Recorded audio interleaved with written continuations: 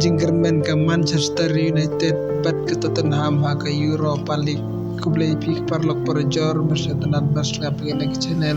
coba man share ber like ber subscribe ha ke jingle kai jang ke Indian Super League ha pedeng ke hari bat ke Jaipur ke hari bat ke lapan limno dalai la argol ya ke Jaipur ha ke ne ke jingle kai ke Jaipur tang ha kelas tep argol Daud Javi Hernandez taki penalti hage menit ke bar pusau but hage menit ke bar pra bat ke hare bat lo kle si gol lo teb Daud Rafi hage menit ke bar ar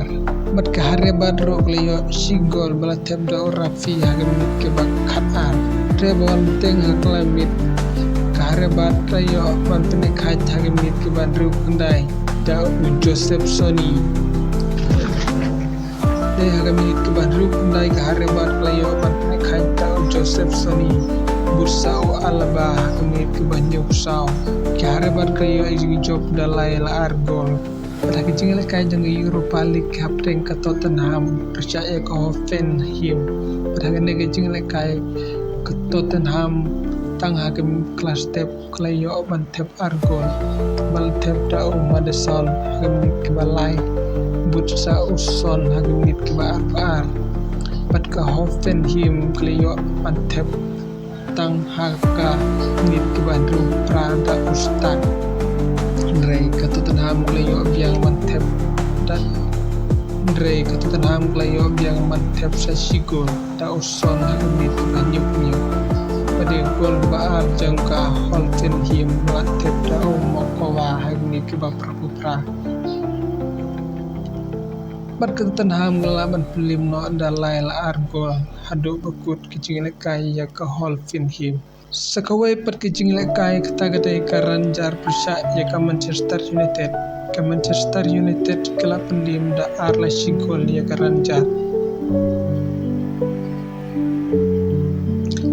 hagana kicing lekai breng karanjar bat ke Manchester United ha kelas step klem don meno balak pentep gol